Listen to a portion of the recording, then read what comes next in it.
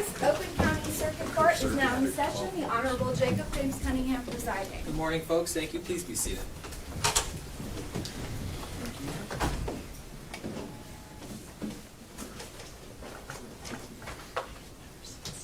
Now calling Whitmer v. Lingerman et al., case number 2022-193-498-CZ. Good morning. Good morning, Your Honor. Good morning. Take your morning. appearances. Thank you. Your Honor, Deputy Attorney General Christina Grassi appearing on behalf of the plaintiff. Assistant Attorney General Kyla Barranco on behalf of the plaintiff. Thank you. Assistant Solicitor General Linus Bay Heartland on behalf of the plaintiff. Thank you. Morning, Your Honor. Dave Coleman appearing on behalf of defendants Jarzinka and Becker. Thank you. Stanley Okoli on behalf of the Macomb County Prosecutor Peter Lucido. Thank you, sir. Good morning, Your Honor. Melvin Butch Hollowell appearing on behalf of Oakland County Prosecutor Karen McDonald. Thank you. Karen McDonald. Good morning. Bagley, Chief Legal Counsel to the Governor. Thank you. Good morning, Your Honor. Ellie Sabat, Washington County Prosecutor. Good morning. Good morning, Jonathan Miller on behalf of Prosecutor Sabat. All right. Thank you. Good morning. Any other counsel that needs to put their appearance on the record? All right. Seeing none, any preliminary matters before we continue the evidentiary hearing? Your Honor, I think there is one preliminary matter by our colleague. Okay. Good morning, Your Honor. I'd like to renew our motion that we filed on Tuesday to admit pro hoc vice Mr. Jonathan Miller. He's a member in good standing of the Bar of Massachusetts and has been admitted to the Michigan Supreme Court to practice in this case. Okay. Thank you. Any objection to the motion? No objection. All right. The court finding that the court will comply with the court did receive notification from the State Bar regarding the pro hoc vice admission. The court will grant the motion. Thank you, Your Honor. Sir. All right. With that, ready to call the next witness. We are, Your Honor. All right. Thank you. The state calls Dr. Diana Nordland to the stand. All right, thank you. Good morning, ma'am. You've been called as a witness. Will you please approach the witness box, and when you get there, open that door. And when you're ready, face my clerk, raise your right hand, and we'll swear you in. Thank you. Do you solemnly swear or affirm that the testimony you are about to offer will be the truth, the whole truth, and nothing but the truth, subject to the penalties of perjury? I do. Thank you, ma'am. You may have a seat for your comfort. While testifying, please keep your voice up nice and loud so the court's microphone to your left will pick up your voice for the official transcript. Your witness, ma'am. Thank you. Thank you. Good morning, Dr. Nordland. Good morning. I'm going to ask you some background questions so the court is familiar with who he's hearing from today. Counsel, I'm sorry, let me start with that. I forgot one item. I'm still ordering witness sequestration to the extent there's any other witnesses in the room. I know I forgot to do that yesterday. I just want to make sure I've done that.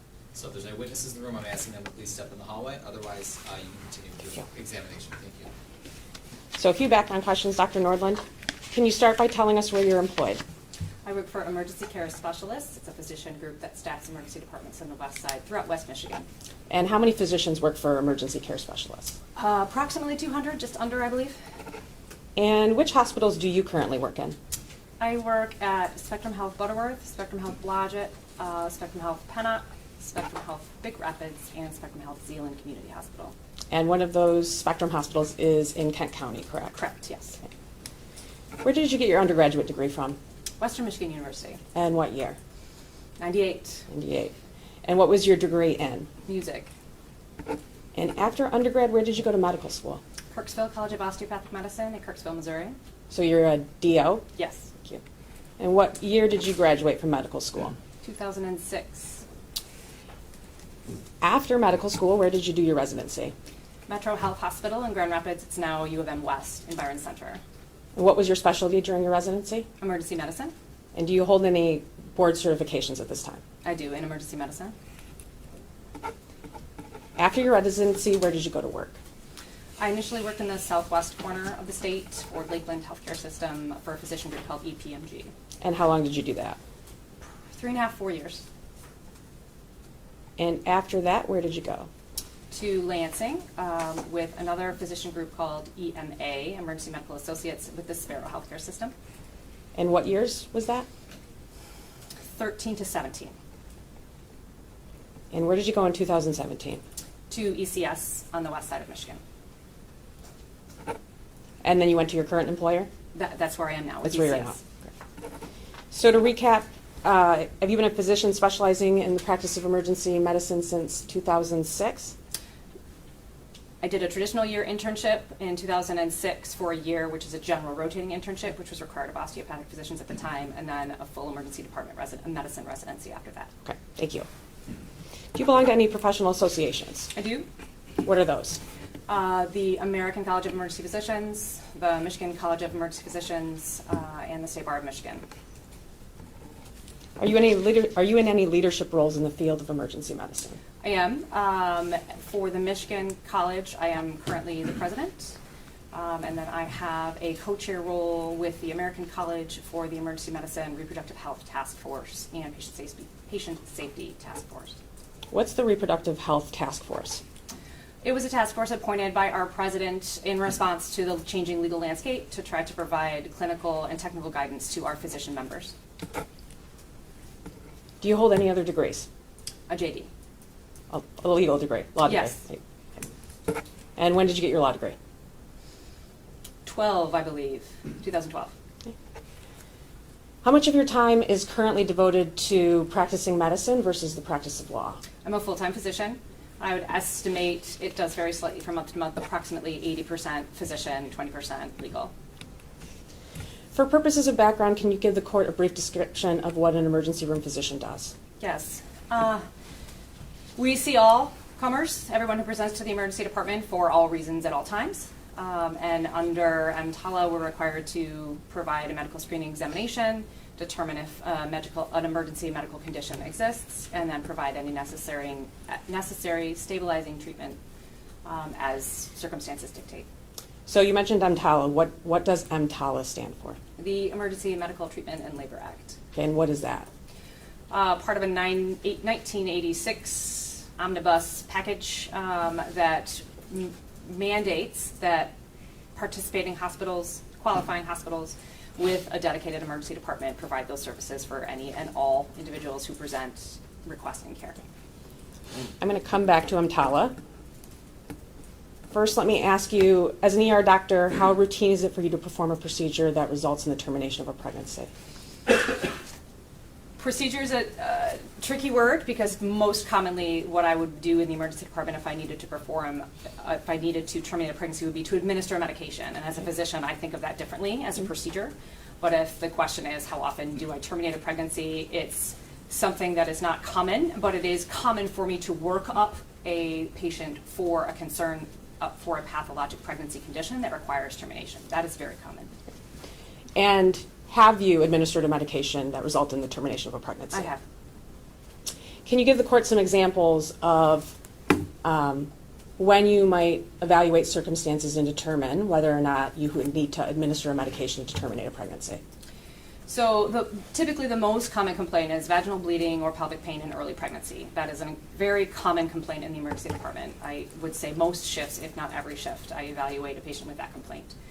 So one of the most common scenarios then would be an ectopic pregnancy, which is a pregnancy that's not intrauterine. It's somewhere else in a variety of extrauterine locations, which is by definition not a viable pregnancy and poses a risk of threat to life and other serious complications if left untreated. Let me ask a few more questions about ectopic pregnancies. What are the potential health risks that can arise from an ectopic pregnancy? Hemorrhage, loss of fertility, uterine rupture, infection are the big ones. How quickly does an ectopic pregnancy need to be treated? The sooner the better. It depends in part on where it's located and how far along the gestational age is, but in general, the maximum is the sooner the better. And how do you treat an ectopic pregnancy?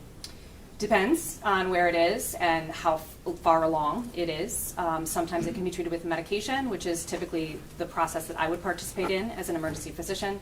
If the gestational age is young enough and the pregnancy is in an appropriate location, it can often be treated with a medicine called methotrexate. That would be in cooperation with the consulting obstetrician that I would administer that medication as an emergency department physician. In other cases, the patient isn't a candidate for that, and then a procedure would be required. The governor's lawsuit is about a statute, MCL 750.14, but so you know, during questioning, I might call it the 1931 statute. Are you familiar with that law? I am. What's your understanding of that law? That it carries felony penalties for, I believe the term is, quote, procuring a miscarriage, unquote, with an exception for saving the mother's life. Is miscarriage a medical term? It is. Okay, what does it mean? Well, that's also a bit of a nuanced question because we can refer to miscarriage as the process of a pregnancy loss from commencement to completion, and we can also refer to miscarriage as a point at which a pregnancy is no longer viable intrauterine as opposed to viable extrauterine. I want to make sure I don't mix those terms. So physicians use viability most commonly to describe if a pregnancy would be viable outside of the uterus, but that term is sometimes also used to describe whether or not a pregnancy could conceivably proceed inside the uterus at any stage of pregnancy. So let me ask some more questions about miscarriages, the presentation of miscarriages. Are there any circumstances under which an ER physician would need to assist a woman who was going through the process of a miscarriage as you've described? Yes. And what are those circumstances? Most commonly we see incomplete miscarriages or incomplete abortions in which the process has commenced, the pregnancy has begun to degrade, and there's bleeding, most commonly bleeding and pain. I'm sorry, what can you describe what an incomplete miscarriage Sure. is? So, for whatever reason, the pregnancy is not progressing the way that it should. Excuse me. So the hormonal changes have started to conclude the process of pregnancy. So commonly there will be bleeding, onset of bleeding, and often pelvic cramping as the uterus prepares to expel the pregnancy. So as an emergency department physician, I can see women in all stages of this process. I can see women early who are concerned about the possibility of a miscarriage, who are in the middle of the process, and who can be managed expectantly with conservative measures and complete the process on their own. And then other women who are bleeding heavily or have additional medical conditions. They come in and they're very anemic, or meaning their blood counts are low, or they're lightheaded and they're passing out, or on exam they're bleeding very heavily, in which case they need intervention in order to complete the process and complete the involution of the uterus. What are the potential consequences to a patient for not treating an incomplete miscarriage? Again, hemorrhage, infection, and associated complications, delayed recovery, and hemorrhage can lead to shock and death if untreated. And how quickly do you need to intervene when there's an incomplete miscarriage? Depends on the stage. Again, at some points we can manage conservatively, follow the patient. At other points, especially when they're clinically unstable or they have concomitant risk factors or they're simply actively bleeding, it's better to intervene early so that we can avoid the more significant clinical deterioration and issues. In your opinion, does treatment of an ectopic pregnancy potentially fall under procuring a miscarriage under the Potentially. 1931 statute? It does, yes. And what about treating an incomplete abortion? I'm sorry, yeah, an incomplete abortion. Potentially, yes. Let me ask you some questions about the state of the law. Have the hospitals that you worked in provided any guidance about the 1931 statute? We did have some initial guidance from our system that they were going to change some inpatient procedure protocols that did not apply directly to the emergency department, but those have since been put on hold, and we were proceeding with business as usual pending further legal outcomes. And emergency care specialists, your employer, have they put out any guidance to physicians? Yes. What was that guidance? We had Objection, guidance. Your Honor, it's Could you hearsay. stand if you're making a I'm sorry, Judge, I keep forgetting, I apologize. Thank you. Object on the basis of hearsay. This is obviously something coming from somebody else, and it's outside the court's purview. I think I can solve this, Your Honor. Who is the person at emergency care specialists who issues guidance? I am one of those people. All right. Thank you. Okay, well, that's, yeah, obviously I withdraw the Thank you. objection. And what was the guidance you issued? The guidance was to address questions regarding how we typically manage these clinical conditions, and it was to proceed as usual with extra care to documentation until we had clear, definitive legal guidance. And I'm sorry, I think I forgot to ask you, do you have any other role at emergency care specialist besides just being a physician? I'm also a compliance officer. And what is a compliance officer? We do our best to follow the rules. So I answer questions and concerns, address any complaints, and then also proactively manage our compliance plan, as well as try to be resilient and adaptive to any changes that could put our current practices in opposition to expected practices. So in your role as compliance manager, have you received any inquiries about the 1931 law from any other physicians? As compliance officer, yes, I have. In your role as a participant on the Reproductive Health Task Force, I believe you called it, have you received any questions from other physicians about the 1931 statute? Yes, I have. Have you presented any lectures about the 1931 statute? Yes, I have. And when was that? Late July, early August at our state scientific assembly. It probably was the 1st of August, the exact date, forgive me, I don't recall. That was a lecture you were giving to other physicians? Yes. Approximately how many people were there? guessing there were 50 in the room. And were you able to observe the crowd's reaction to your presentation? Yes. And what did you observe? I observed individuals putting their heads in their hands, sighs, groans, expressions of concern, multiple questions. Have you received any guidance from the Department of Health and Human Services related to reproductive health? Yes. What was that guidance? We received guidance clarifying the difference between emergency contraception and abortifacient medication, as well as general guidance delineating the current status of the law in Michigan. Was that helpful? It was. I want to go back to the EMTALA, the Emergency Medical Treatment and Labor Act. So, I'm sorry, can you recap briefly, what are your obligations as an ER physician under that law? Sure. So EMTALA requires us to evaluate any and all parties who present to the emergency department seeking treatment or having treatment sought upon their behalf. And we provide what's called a medical screening exam under the statute. Qualified person has to provide that. And then the point of that exam is to determine whether or not an emergency medical condition exists. If that condition is determined clinically to exist, then we are required to provide the necessary stabilizing treatment that is within our purvey as a physician with the resources that we have at the site, and if the resources that we need are not available at that particular institution, then to procure the appropriate transfer to a facility that does. Are there any situations where the termination of a pregnancy is necessary to stabilize treatment under EMTALA? Yes. In your experience as an ER physician, is the 1931 abortion statute consistent with the standard of care? It creates a significant area of concern, whereas the standard of care to which physicians are accustomed to and trained to perform could potentially, by meeting that standard of care, physicians could potentially be exposed to criminal liability. Can you explain that? Why is that? Well, the term, quote, procuring a miscarriage is not something that's in the standard medical language lexicon. And if we consider that in the language of the statute, a miscarriage is to terminate a pregnancy, that is sometimes, as we've discussed, particularly as it pertains to ectopic pregnancy, something that is required to stabilize an emergency medical condition, aka ectopic pregnancy, by me under the federal statute. What are potential consequences for a physician if you violate your standard of care? Civil liability under medical malpractice statutes. And what are the potential consequences for a physician if you violate your obligations under EMTALA? Individuals can be fined up to $50,000 or so, it's inflation adjusted now, per violation. Systems have a higher obligation, depends on the size of the system.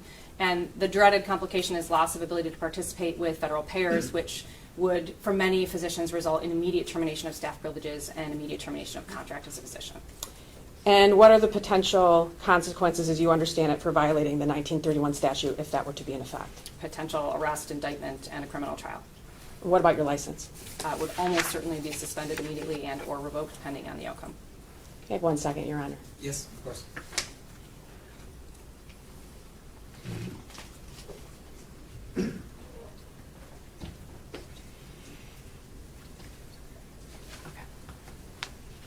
A few more questions. Of course. Thank you. What is stabilizing care under EMTALA? So with the definition of the emergency medical condition being something that could be perceived to pose an immediate threat, it depends on the condition.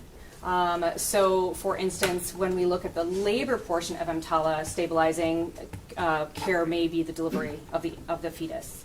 When we look at other situations, it could be medication, it could be a procedure, it could be, it's difficult to say because it's such an individual case by case. Each case has to be evaluated individually, and it's with the clinical bedside clinical judgment at the bedside. So beyond even just the condition itself, Of that's how the course. patient is presenting at You the time. absolutely have to consider the patient's comorbidities, et cetera. Even the same condition could potentially be managed differently in different patients, sometimes including their access to follow-up. I don't have any further questions. Thank you, Your Honor. Thank you. Any cross-examination? No, Your Honor. All right, thank you. Is this witness excused? Yes, thank you, Your All Honor. right, thank you. You may step down. Thank you for your testimony today. That would be the three witnesses for the plaintiff as it relates to the defendants in opposition of the request, I guess, or is there something else, ma'am? Nope, that's it. Okay. Sorry. All right, thank you. I guess for purposes of the hearing is the plaintiff question. Yes, Your Honor. All right, thank you. Witnesses for the defendants in opposition to the request by the plaintiff. Yes, thank you, Your Honor. If I can go get our first witness. Absolutely, thank you.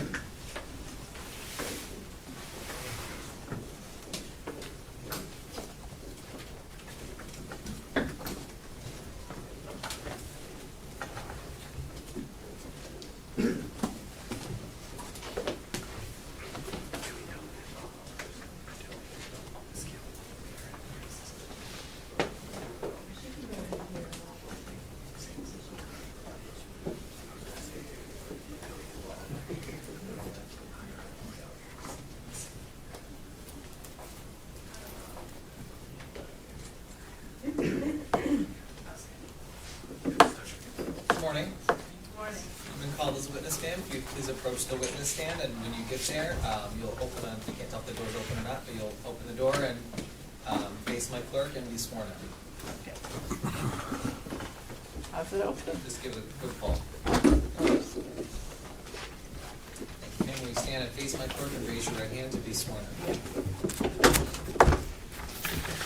Oh, my clerk's over here. Oh. Thank you. Do you solemnly swear or affirm that the testimony you are about to offer will be the truth, the whole truth, and nothing but the truth, subject to the penalties of perjury? I do. Thank you, ma'am. You may have a seat for your comfort, and while testifying, please keep your voice up nice and loud so the microphone to your left will pick up the recording for the transcript. Okay. Sir, your witness. Thank you. Thank you, Your Honor. Ma'am, could you please state your full name and spell your last name for the record? Sure.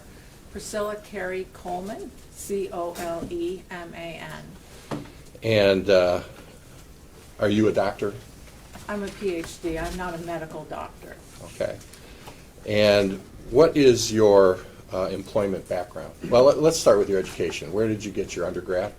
I got a Bachelor of Arts from Southern Connecticut State University in psychology. All right. And then did you get further degree after that? Yes, I received a master's in general psychology from James Madison University.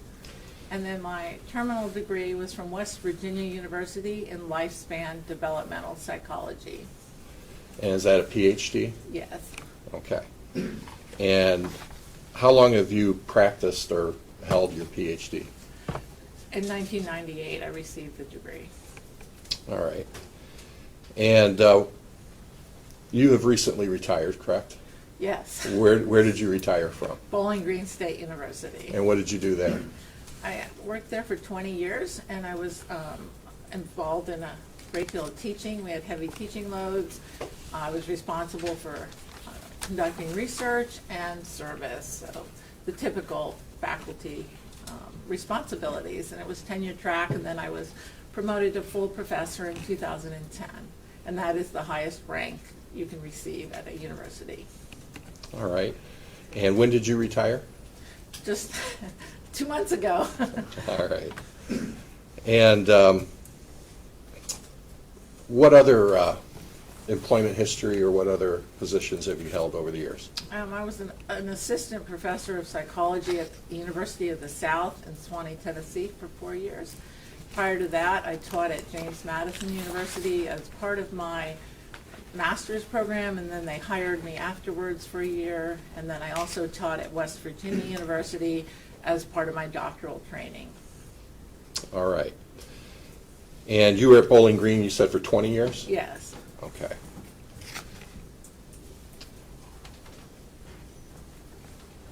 Could you please give the court a synopsis of your expertise as a developmental psychologist? Sure. My training in lifespan developmental psychology examined normative development from conception till death. I specialized in, we are allowed to choose an area of the lifespan to focus on. I focused on early social and emotional development and parenting. So that was the training. Once I completed my degree, I began looking at the psychological trajectories of women who choose abortion. I was also very interested in abortion decision-making and looked at other trajectories of reproductive choices. I studied parenting extensively, the transition to parenting, and I've also looked at adoption, placement for adoption. And have you written or prepared any studies or been published in any way? Yes, I think I have, I was just counting last night, I think I have 63 peer-reviewed chapters in journal articles. I've also done encyclopedia entries that are all peer-reviewed, so, yeah. All right. How would you describe your area of expertise? Well, most of the work that the majority of my publications, approximately 45, have dealt with various aspects of the abortion decision, the process of the decision, the various mental health outcomes that may be associated with the choice to abort. I've also looked at abortion and relationship quality, including intimate relationships and parenting quality. And a couple studies that looked at large data, population-based data, and death rates associated with different reproductive histories. Okay, so maybe a shorthand way of saying that would be your expertise is in psychology of abortion decision-making and mental health outcomes? Yes. Okay. Have you ever been qualified as an expert in a court proceeding of any kind on that basis? Yes, I have 14 times. Been qualified as an expert witness? Yes. All right. And do you hold licenses right now? I am not a clinician. No. Okay. Your Honor, I'd offer this witness as an expert in the area that she just stated. What was that area? Psychology of abortion in decision-making and their mental health outcomes. Psychology of abortion, decision-making, and the outcomes? And mental health outcomes, yeah. Any opposition? Your Honor, we'd like to at least preserve an objection for the record about the qualifications of this expert. We haven't had an opportunity to pose or see an expert report. We understand this is a preliminary hearing, and we have an opportunity to cross-examine now, but we'd like to preserve it in case this testimony is extended to trial at this point. Any objection to that? I don't have any objection. So I guess I'd say that as a conditional ruling that she's testifying as an expert for purposes of today's hearing, but with reservation for trial for purposes of further consideration for an expert. One moment, Your Honor. Yes. I would agree with that, Judge. Okay.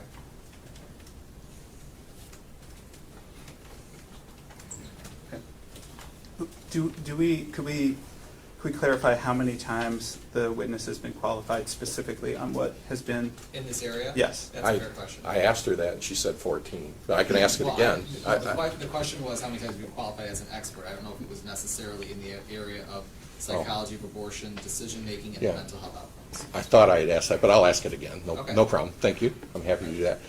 Ma'am, in this area as an expert, as in the psychology of abortion, decision-making, and mental health outcomes, how many times have you been qualified as an expert witness? 14.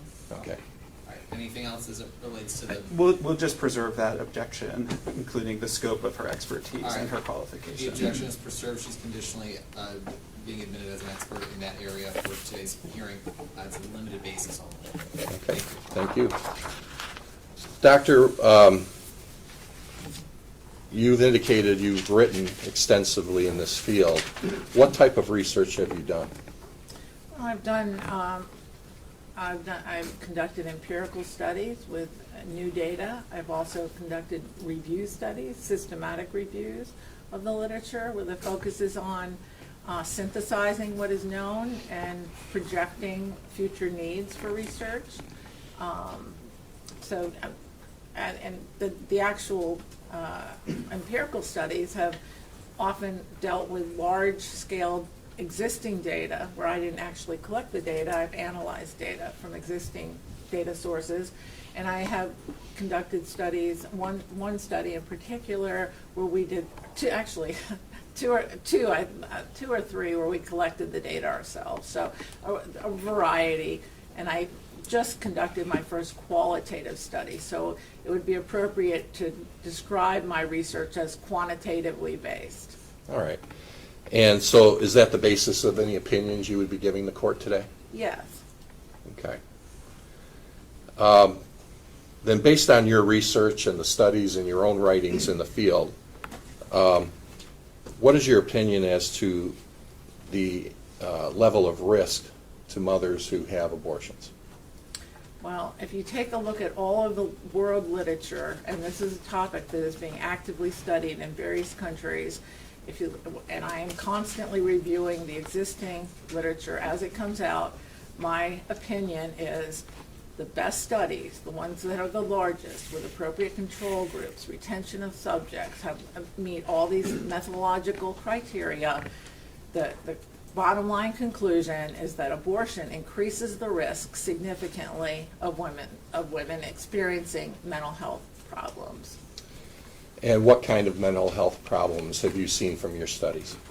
Anxiety of various forms. There are studies on post-traumatic stress disorder, generalized anxiety, depression, increased risk for suicidal thoughts and behaviors, actually committing suicide, There's an extensive literature on increased risk for substance abuse, both alcohol, prescription drugs, illicit drugs. Those are the primary factors. Okay. Now, you're not a medical doctor, is that correct? That's correct. All right. So your opinion is based on your expertise as a mental health professional as a psychologist, right? My expertise is based on my training as a researcher and methodologist, so that I'm able to scrutinize studies that have been published extensively, and I've testified on the strengths and weaknesses of studies many times. So the core of my expertise is the content related to the psychology of abortion and my methodological background, so that I can scrutinize the quality of studies and the conclusions derived thereof. Okay. Now, there was some testimony yesterday from one of the state's witnesses that claimed in 2009 that you had done a study that was fatally flawed and had many problems, and there was some testimony along those lines. Do you know what that witness was referencing? Well, I know who the individual is, Dr. Julia Steinberg, and so she had issues with a 2009 publication. I'm sorry, was it Dr. Harris? No, it was Dr. Julia Steinberg. Oh, okay, She that had- was the report that was. Well, she was the one who raised concerns about the Okay. 2009 article. The article was never retracted. It stands in the journal. It's been cited over 100 times. But her fatal flaws article she published in Contraception, and that related to my meta-analysis that was published in 2011 in the British Journal of Psychiatry, which is a top journal in the world. The impact factor is over 6. That study's been cited over 300 times and has brought me all over the world to explain the results. I incorporated 22 studies, 36 measures of effect, and the bottom line of that meta-analysis was abortion increases risk for mental health problems by 81%. And so I think her fatal flaw article, I know it related to that, and she didn't publish it in the British Journal of Psychiatry. She published it in Contraception with a much lower impact factor. I have debunked her issues with it. I actually did prior to her writing that in the actual journal where I published. The editor requested that I address concerns that were raised in the various letters to the editor. There were also very strong letters to the editor by other researchers who had produced similar results and complemented the methodology. And what were the results in that particular study that the other side was claiming was fatally flawed? Well, they were claiming the methodology, but they weren't looking at the results. They were looking at how the results were derived. And Okay, so but what were the results? the results were what I just indicated, that when women have an abortion compared to a birth or not having a reproductive outcome, there's an 81% increased risk for mental health problems. An additional finding was when I exclusively looked at unintended pregnancy delivered and compared to abortion, there was a 55% increased risk associated with the abortion compared to an unintended pregnancy delivered. All right.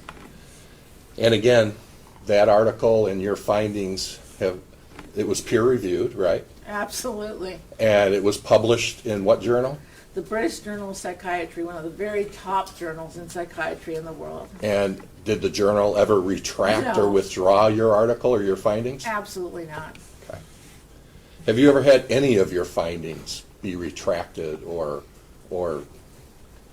Removed from the removed? journals? Yes. No, and there are about 700 journal articles are retracted every year. So if there were issues with any of my studies, they would have been retracted. Right.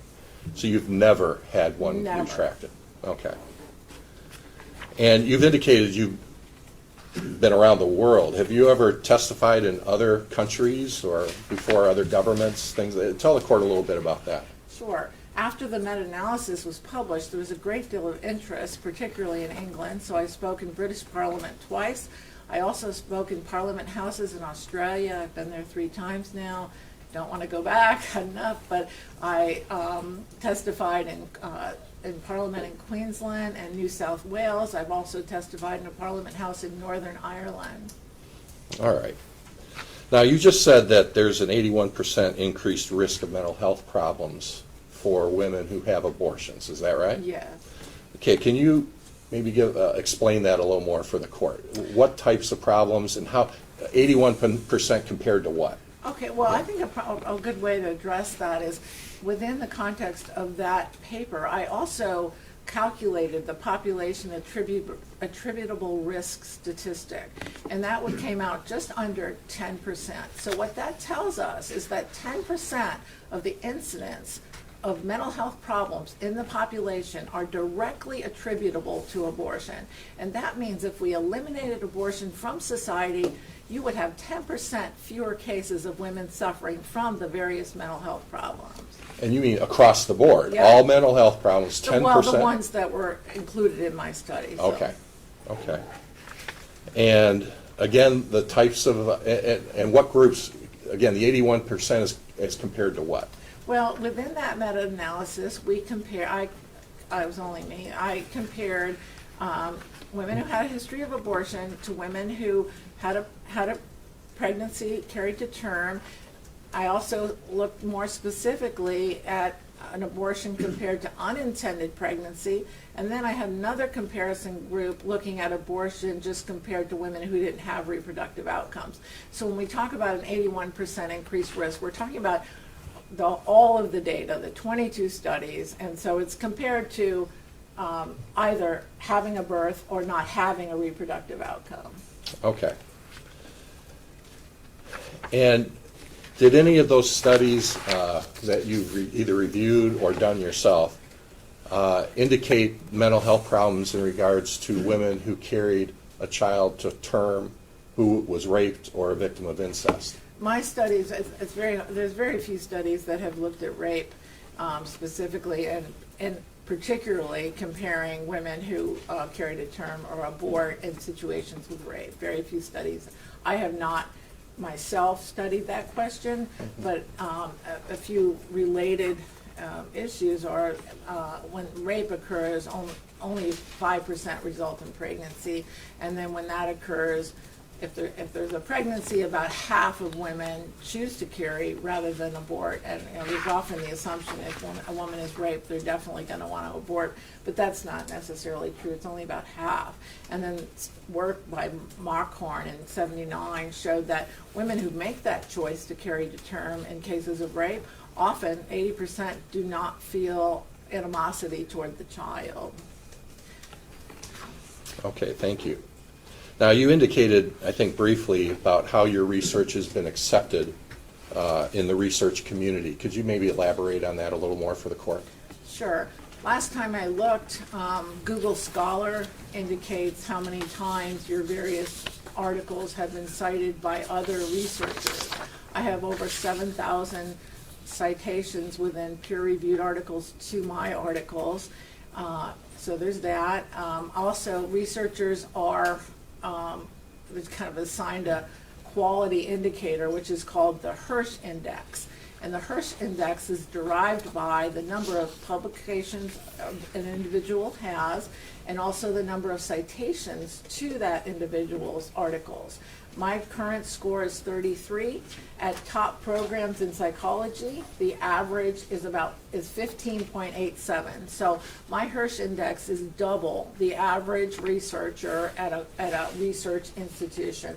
And I worked at Bowling Green State University, where we have some programs that are highly research oriented, but not my program. So I also had 3 courses, 200 students a semester, all the while publishing. Okay. Your Honor, I want to just interpose an objection. I believe some of the testimony that's been offered here exceeds the scope of the expertise that Dr. Coleman has been initially offered, including some of the testimony she provided about rape, infertility, and statistics of that nature. And so we believe that her testimony is now exceeding what she was qualified provisionally to testify to.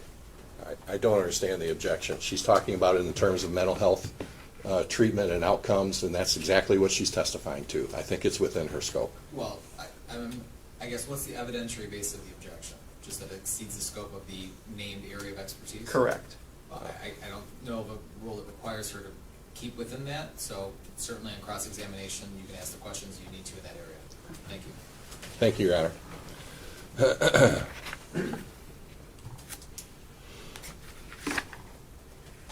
Have you worked with other researchers to do research, write articles, that sort of thing? Yes, quite a bit. Do you want names? Yeah, can you give just a couple of examples to the court? Well, I worked with Catherine Coyle, Eileen Nelson, who was my advisor in my master's program. I've worked with deceased Dr. David Ferguson, and not on actual articles, but we wrote a petition letter to the American Psychological Association after they produced a review of literature in 2008. And Dr. Ferguson was a self-proclaimed pro-choice atheist. His own studies showed women the risk was higher, and he counter to his hypotheses and his expectations. So we were both very taken aback as reviewers for this APA report when our feedback was systematically ignored. And so we've had some correspondence about the bias that permeates this area. Okay. In your opinion, Dr. Coleman, why, based on your research, why do you think abortion is associated with these post-procedure mental health declines that you've described? Okay, I'm well, going to object. I think that calls for speculation. I asked based on her research and what she studied and found. How is that beyond her? Well, that technically wasn't part of the question. It was. I asked her based on her research and everything you've testified to. So, I mean, I can repeat the question again if that might help. I guess, do you want to respond, counsel? I don't believe that she's offered foundation for how she knows about the reason. So that's the objection. She said she studied it and she's done research and she's looked at all the data. What do you mean you don't know the foundation? Okay, well, if you two could not argue with each other, Sure. and keep your comments direct at the court, I Sure, appreciate Judge. that. To the extent that the objection is relating to foundation, I have no problem if you want to lay additional foundation for this witness. If you, I don't know what additional foundation. She's already Well, then- testified to her background in history and her Then- research and everything else. counsel, then I'm going to sustain the objection. So if you want to ask some additional foundational All right. questions based on the objection, you can do so. Your Honor, just for the record, my client's an expert. She can talk about these. She's been qualified for the She's been purposes of ex- today's hearing. She's been qualified as an expert conditionally in the area of the psychological impact of abortion, decision-making, and mental health outcomes. Exactly. And my question is, in her opinion, based on her research and the studies she's looked at, why is abortion associated with post-procedure mental health declines? It's directly within the scope of that. Okay? Then ask her the question. All right, I'll ask it again. Doctor, based on your research and the studies you've reviewed and your own work, why is abortion associated with post-procedure mental health declines? Well, it's associated with an increased risk for mental health declines. Not every woman who has an abortion is going to have a mental health problem. There's now a set of well-established risk factors. We know the women who are most likely to suffer. They tend to be young. They tend to be coerced. They tend to be ambivalent about the decision. They tend to believe in the humanity of the fetus. And these are risk factors that are not just isolated in the literature. You can look at the Paul 2009 textbook for abortion providers, and there's a chapter by Baker where they're listed. So abortion providers agree, researchers agree, and this isn't a debated area.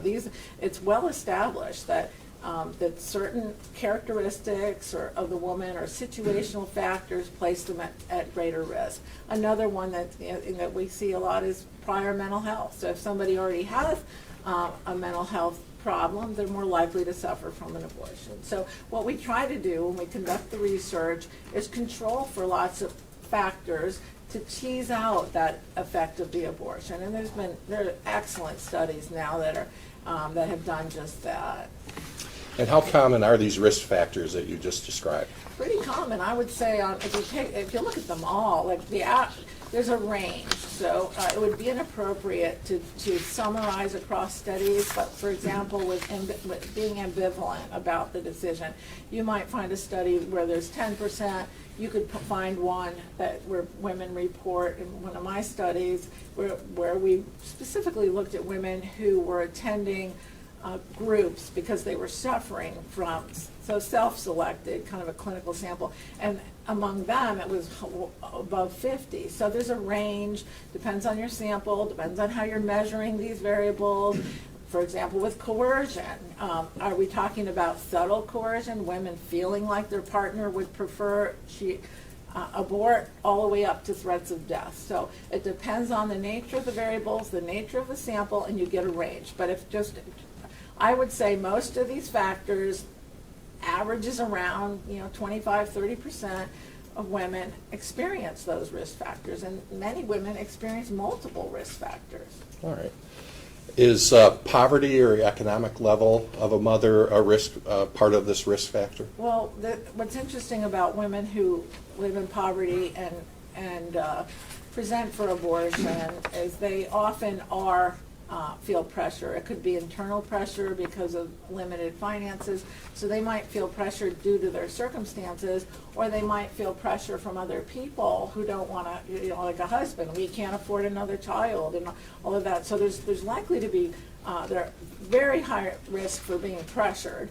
They also tend to be younger, and so we know adolescent and women or younger women are more at risk for having post-abortion mental health problems.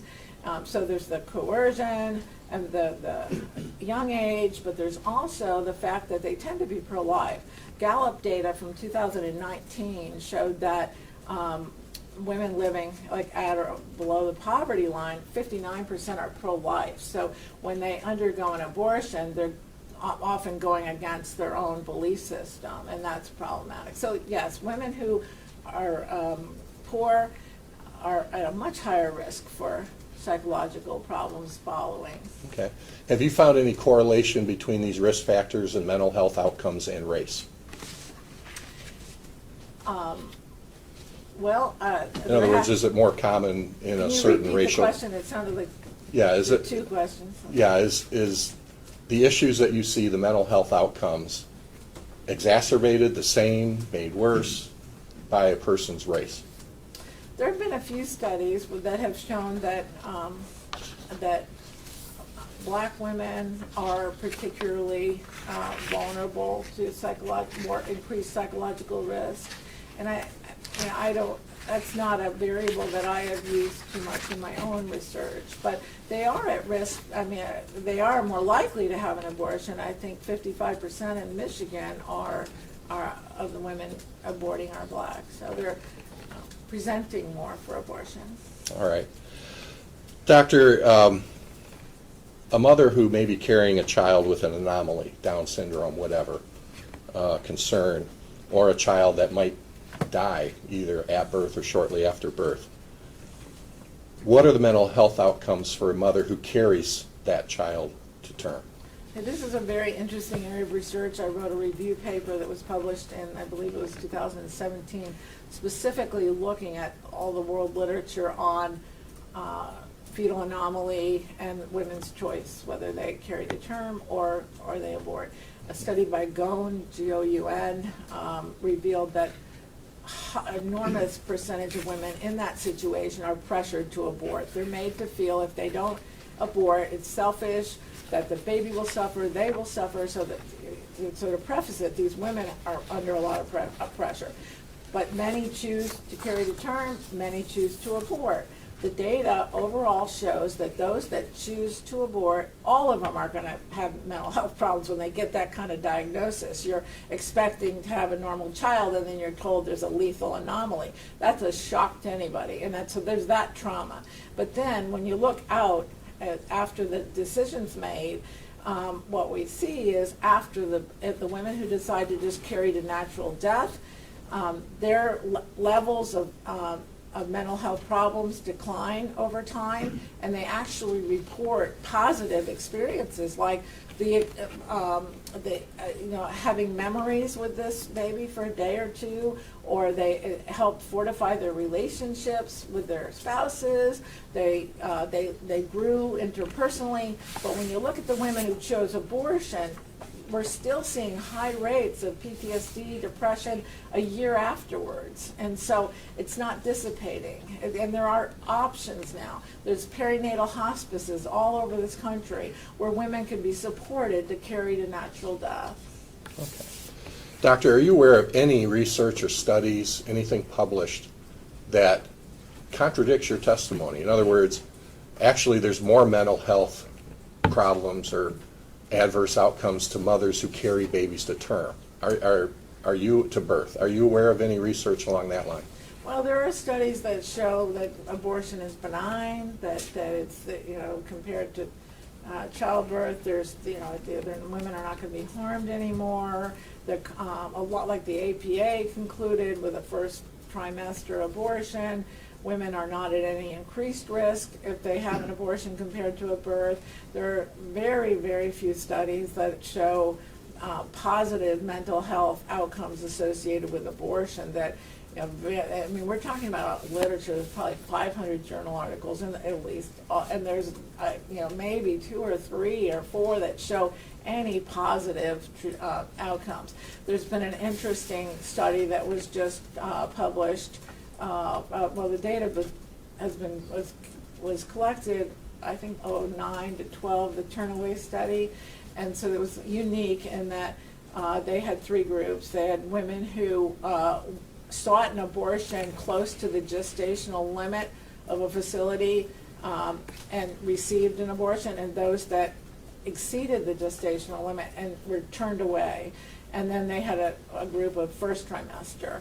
And so this research group out of UCSF generated maybe 60 journal articles. And so most of their findings show that women are better off if they choose abortion over birth in this population. But this study has enormous methodological problems. I just published an article outlining all of the issues with the Turnaway study in Frontiers in Psychology, which Google just rated not the #1 psych journal in the world. And it's been viewed over 5,000 times in 2 months.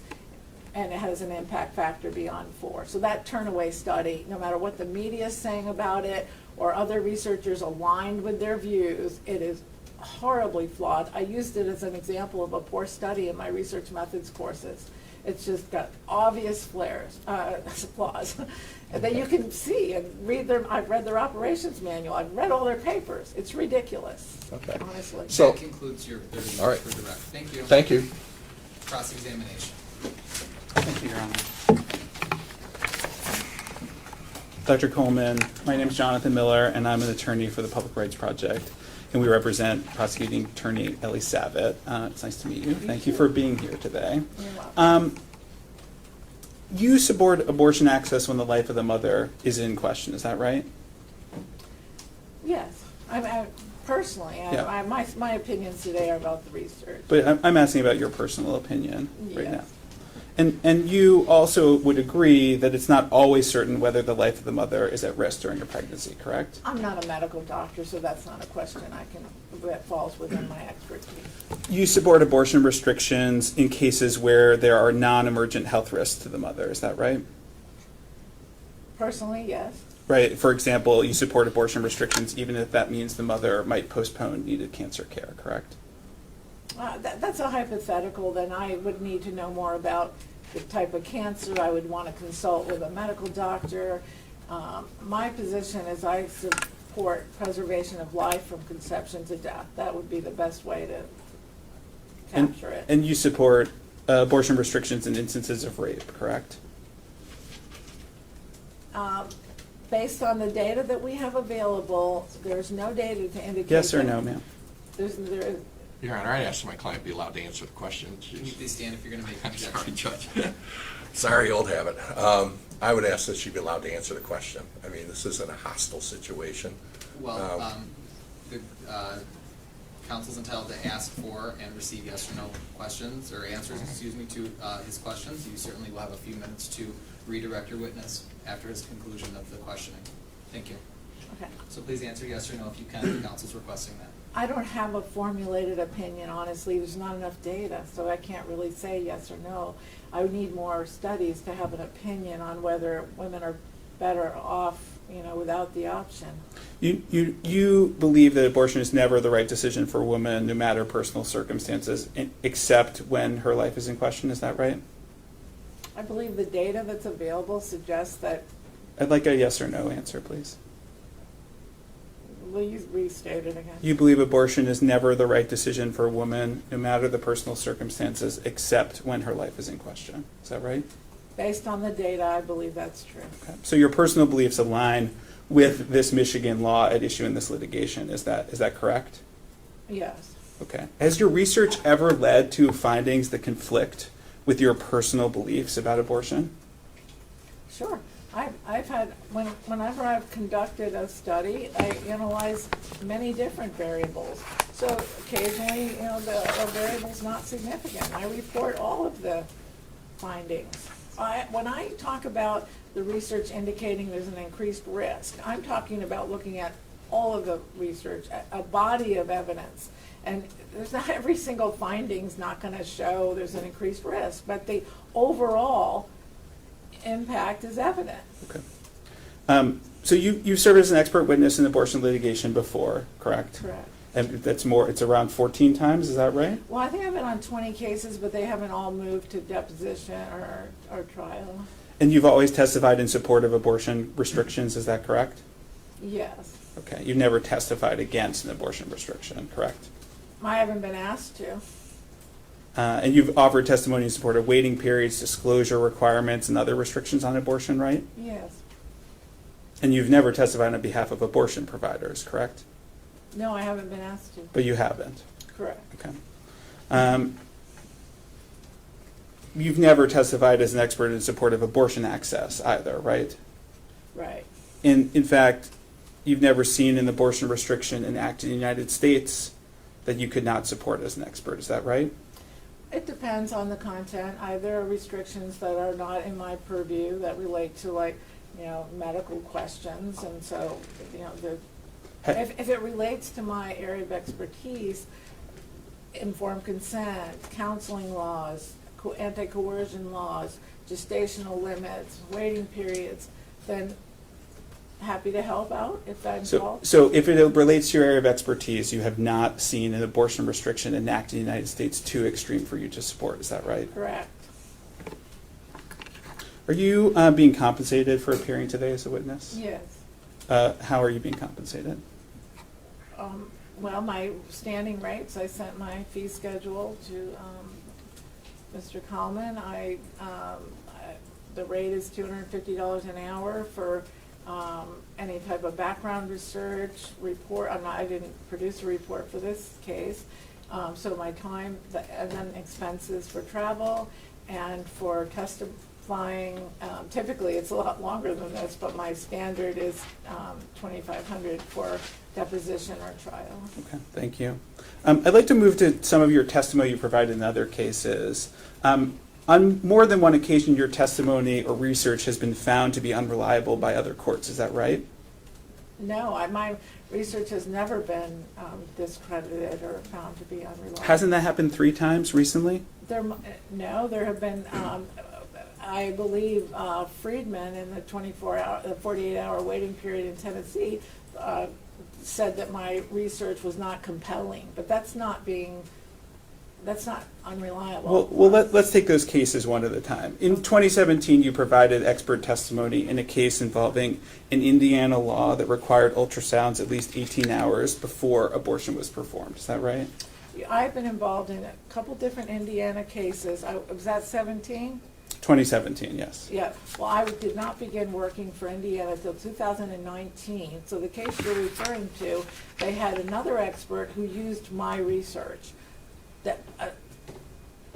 So that I wasn't on that case. Okay, but in that 2017 case, the federal court concluded that your studies have almost been uniformly rejected by other experts in I the field? haven't read that judge's opinion, but I know it related to 2 studies that perhaps that expert didn't understand or couldn't, explain my research too well. I don't know the details.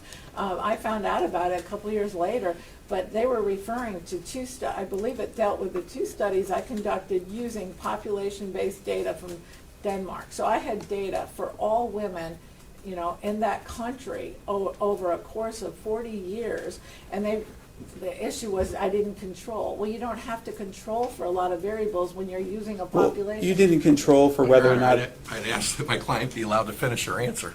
Yeah. Were you done answering your question? Well, I'm just trying to explain. This article was attacked. Well, it's not about a narrative. The counsel asked a question. Were you done answering his question? Well, maybe you should repeat it so would that be okay? You want to ask the question again? I don't want to ask the question Then again. let's move on. Yes. That study that you're referring to didn't control for whether or not there were pre-existing mental health conditions for the population. Is that right? We did not control because I used I didn't statistically control, but I used a method called restriction. Restriction there's many different ways you can control. And so when you use restriction, you have basically a homogeneous population. So if you're looking at childbirth compared to abortion, and the groups are comparable because you've got the whole population, there isn't any need to control for all these potential confounds. So in that case, they ignored restriction as a control method. Okay. And in that 2017 court case, the court further concluded that you had been criticized as having methodological problems and bringing into question both your results and conclusions. Your Honor, I'm going to object to this. She just said she wasn't involved in that case, and she didn't testify that somebody else used her research and might not have understood. How does that impeach or have anything to do with my client's credibility? What's the evidentiary objection? Is that she was not, there's no basis, there's no foundation for these questions. He's asking her to explain a decision in a case from a court that she wasn't involved in. Do you want to respond to the objection? She's testified that she's aware of the use of her research as well as this court case, and so I'm asking her to confirm that understanding. To the extent that Yes. that this witness can answer the question, I think it's an appropriate question. Thank you. Thank you, Your Honor. I don't remember the details of what they said. They say those things about me all the time, in the media and stuff, because the research goes against, it's not politically correct. People don't want to hear that abortion increases risk. So I don't know the specifics of what that judge said. So, Dr. Coleman, in that response you just gave, in using the word they, you're equating both the media and the findings of a federal judge? Is that correct? I did not read what he wrote, so I really shouldn't be commenting on that. But I do know, anybody who Googles my name will see that there are things said about me like that. But they're not looking at the method sections of my articles. They're not evaluating fairly. You're saying a federal judge wasn't looking at your method section? I don't know about that, Okay. Judge. Thank you. And so in 2020, you provided expert testimony in a case challenging a Tennessee mandatory waiting period, right? The Tennessee waiting period, I believe, was. Yes or no, ma'am? I'm thinking. I testified. I'm just the dates are what I'm thinking about. Around 2020? I thought it was completed by 19, but. Okay. And isn't it true that the federal court in the Middle District of Tennessee concluded your testimony was not credible and not worthy of serious consideration in that case? I don't believe he used the word credible. I think he said not unconvincing or something along those lines, and he misinterpreted my meta-analysis. Okay. And isn't it true that the court concluded your opinion was either heavily influenced, if not entirely overridden, by your personal views in that case? I have no idea. I don't recall what he said exactly, but I know in the end the waiting period went forward, and so it's law now in Tennessee. Okay. And as for this third case, you served as an expert witness in 2021 in another case challenging Indiana abortion restrictions, right? Correct. The whole women's health. Yeah, and isn't it true that the case, the federal court in the Southern District of Indiana excluded your testimony regarding some of your studies in that case? Judge Baker excluded 2 out of probably 200 studies that I cited. The court concluded that Dr. Coleman's testimony regarding particular studies is insufficiently reliable to become evidence at trial. Is that right? I don't recall that. I was at trial twice for that case. Okay, and this conclusion was about a study you published in 2009 in the Journal of Psychiatric Research, is that right? Honestly, don't recall exactly what Baker said. Was it also about your 2011 meta-analysis? The meta-analysis was allowed in that in the case, so I don't believe that was the one left out. Have any other courts questioned your reliability as an expert to date? What do you mean by question? Either limited the admissibility of your studies or excluded your testimony in some way? They might have like Baker eliminated those 2 studies, but not the other 198 studies or whatever that I had used in that case. And there have been Daubert challenges, unsuccessful every time. Okay, let's move to the sort of field in general. And your opinions and conclusions aren't consistent with the findings of major medical groups and professional organizations. Is that right? In general, that there's some truth to that in terms of the reviews that those various professional organizations have written and developed. For example, your opinion is not consistent with the findings and position of the American Psychological Association. Is that right? It depends on what aspects of their report you're talking about. Well, you're familiar with the 2008 report from the APA? Yes, I was a reviewer, so I'm very familiar. Okay, and that report's conclusion is that the best scientific evidence published indicates that among adult women who have unplanned pregnancy, the relative risk of mental health problems is no greater if they have a single elective first trimester abortion than if they deliver to pregnancy. That was the conclusion based on one study from Gilchrist. After they supposedly reviewed all the literature, it boiled down to one study in England that was flawed. And so, yes, I disagree with that conclusion. You disagree with that conclusion. And the report's authors, as part of that study, reviewed several studies authored by you and some of your co-authors when we're reaching that conclusion, right? They claim to have been reviewing literature reviews, and they mentioned literature reviews, and then they didn't discuss them.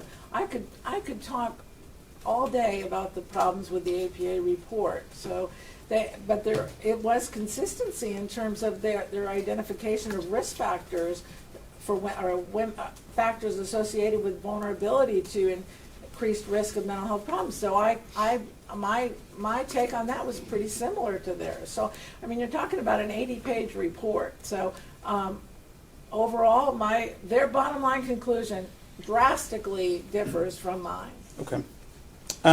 And let's move on to the National Academies of Sciences, Engineering, and Medicine.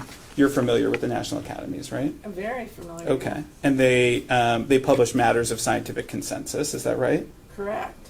And you're familiar with their conclusion that elective abortion of unwanted pregnancies does not lead to increased mental health risks, is that right? That's correct. Right. They have a 2018 report titled The Safety and Quality of Abortion Care in the United States, where they found women who had received an abortion were at no higher risk of post-traumatic stress than women who had been denied an abortion. Is that right? Yes, they cited the Turnaway study, the APA. They did not do an exhaustive review of the literature, and that report was funded by abortion providers. The impetus for the NAS report did not come from researchers. It came from people who were heavily invested in funding pro-choice initiatives and reproductive rights initiatives. So from the get-go, it was biased. Okay, and in fact, the National Academies also found that compared with having an abortion, being denied an abortion actually creates a greater risk of anxiety symptoms. That was based on the Turnaway study, which I could also spend hours explaining why it was so highly flawed. Okay, so again, you disagree with the main takeaways of those National Academy studies as well, correct? Correct. Okay. Let's move on to the Academy of Medical Royal Colleges. You're familiar with the Academy of Medical Royal Colleges in the United Kingdom? Absolutely. I was a reviewer for that 280-page document as well. All right, and that's a membership body for those who don't know, in the UK and Ireland of 24 medical royal colleges, correct? Correct, and they're also the British Journal of Psychiatry that published my meta-analysis is their journal, their primary journal. Okay, and so the Academy of Medical Royal Colleges has concluded that elective abortion of unwanted pregnancies does not lead to increased mental health risks. Is that correct? Yes, very predictably. Okay, and the Academy of Medical Royal Colleges has a 2011 report titled Induced Abortion and Mental Health, correct? And in that analysis, they concluded rates of mental health problems for women with unwanted pregnancy were the same whether they had an abortion or gave birth. Is that correct? Yes, mirrored the APA finding. Okay. So every single one of these findings is contrary to your opinions. Is that right? Yes, for clear methodological reasons. I wouldn't be a reliable researcher if I agreed with their conclusions. Okay. So you disagree as well with the Academy of Medical Royal Colleges, correct? Yes, that's correct. Their conclusions. They left out enormous bodies of literature. I mean, I'd happily go quickly through the issues with any of those reviews. Okay. Your Honor, may I ask how much time is remaining? I apologize. You've got about 13 minutes. Okay, thank you. I'd like to turn to some of your research, Dr. Coleman. Okay. For some of your publications, you've made corrections or changes after publication. Is that right? One time. Okay, and an example of that's your 2009 article in the Journal of Psychiatric Research titled Induced Abortion Anxiety, Mood, Substance, and Abuse Disorders. Is that right? Correct. And in that 2009 publication, you concluded abortion was found to be related to increased risk of a variety of mental health problems, right? Right. This is, you testified about this earlier, correct? Right. Now, you're familiar with the 2010 article, I believe you mentioned it, by Steinberg and Feiner, published in that same journal that responded to your 2009 article, right? Right. And they attempted to replicate your results by using the same data, sample, and code cited in your 2009 article. Is that right? Right. And they ultimately concluded that the results of your study were not replicable. Is that right? I don't remember the details. It was 10 years ago. But that article was not retracted, and what was at issue there was I was doing it was a nationally representative sample, and there are two weights that you use to make the sample represent the population, and I grabbed the wrong weight, so that was just an innocent error, and the editor understood that. I redid the analyses, and the pattern of the results was similar. Well, but according to I'm sorry. Yeah, so the wrong weight was used accidentally, but it was obvious it wasn't on purpose when the pattern of results was very similar. So I wrote a core addendum, and that was published, and the article remains. It's been cited over 100 times. According to Steinberg and Feiner, your study did not properly isolate people with pre-existing mental health issues. Is that right? I don't remember the details of her criticism. Well, you didn't remove people from the study who already had lifelong mental health issues prior to abortion. Is that right? I would like to look back at the study to answer that, make sure I'm correct. I've published over 60 journal articles. That was 10 years ago, and I'm 61 years old, so I would want to look at that article. Okay. But ultimately, you came to agree with Steinberg and Feiner that you overcounted the number of people with mental health concerns in that study? I don't recall agreeing with her. I redid the analyses.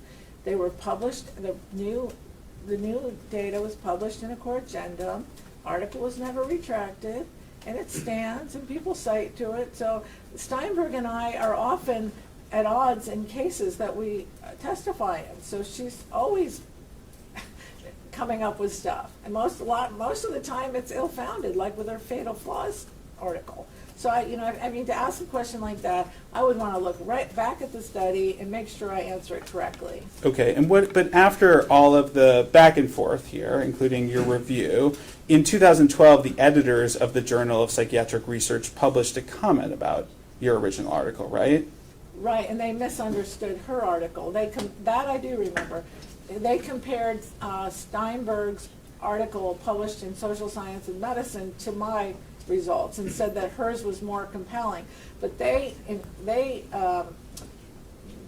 my understanding is they believe she used a lifetime incident statistic when she used a 30-day. So that editor got that wrong. Well, but the journal stated that their critique had merit and that your analysis didn't support the assertions you found. They stated it, but he got it wrong because she used a 30-day estimate. Okay, so the editors of the journal got it wrong. Is that what you're saying? Schatzberg, yes, and Kessler. That memo they wrote, or that little wherever it was, that it it was incorrect in their interpretation of Steinberg's previous article in Social Science and Medicine. They got it wrong. Okay, let's move to meta-analysis. And I first want to make sure we understand what meta-analysis is. Okay. Make sure I have this correct, if that's all right. Is a meta-analysis a review in which the results of previous studies are combined, reanalyzed, allowing for calculation? Sorry, let me rephrase. Meta-analysis is a review in which the results of a previous study are combined and reanalyzed, allowing calculation of an overall summary effect, characterizing the literature as a whole. Is that right? Not quite. Would you like me to explain it? How about very briefly? Sure. Okay, you're not reanalyzing data. A meta-analysis is a systematic review of literature where you're pulling data, existing data from existing studies to create a combined measure of effect. And it's considered a higher level of evidence than narrative reviews or traditional reviews because it allows controls for sample size and other factors. So it's a quantitative way of combining results from various studies to measure an overall effect. Okay, and in 2011 you published an article in the British Journal of Psychiatry. It was a meta-analysis entitled Abortion and Mental Health, Quantitative Synthesis and Analysis of Research Published, 1995 to 2009? Correct. And that's a meta-analysis, right? Correct. Okay, and that meta-analysis, you reviewed 22 studies, correct? Correct. And you were the lead or co-author of 11 of those 22 studies, is that right? Yes, because my studies met my methodological criteria, it would be inappropriate to leave my own work out. Okay. Correct. And that also included the 2009 Journal of Psychiatric Research that we just talked about that was called With into the question. corrected values sent to the British Journal of Psychiatry, yes. And the meta-analysis was criticized by other researchers through letters to the editor, among other things, correct? Yes, and praised by some very prominent researchers. Okay, and are you familiar with the critique from Steinberg and Trussell in 2012 in Contraception? We've been talking about that, the fatal flaws. Yeah, and they highlighted several errors with your methodology, right? Yes, that I had already corrected in a letter to the British Journal of Psychiatry editor, so they were already addressed a year prior. But you included 11 of your own studies, and that was one of the errors that they pointed out in the That's not analysis. an error. People who do meta-analyses often are active researchers in that particular field. I had criteria. It was systematic. Any study that had more than 100 participants, had a comparison group, had controls, was in English, was included. Why would I leave out my own studies? Well, you at least you didn't have a co-author for the meta-analysis, correct? Somebody else to look at your research? You don't need co-authors. Actually, in academia, having a sole publication is valued more because you do all the work. But it was reviewed, I believe, by 3 to 5 peer reviewers. I had 2 students who were helping with data coding. I mean, it really does, being a sole author is a good thing if you're an academic. Well, doesn't the risk of bias by a second author help improve the meta-analysis? It's not necessary. You're peer reviewed extensively on this topic. Believe me, your work is absolutely every detail analyzed. I've published on other topics that fly through the review process. If it's on this topic, it's scrutinized immensely. So it's your opinion that there's bias in the academic review process for abortion-related articles? I have seen evidence where there isn't bias, like in this British Journal of Psychiatry, very objective, very fair editor. I've seen cases where there's blatant bias. Okay. Yes. And Steinberg and Trussell in their review also noted that although you included 22 studies, there were only actually 14 different underlying data sets in the meta-analysis. Is that right?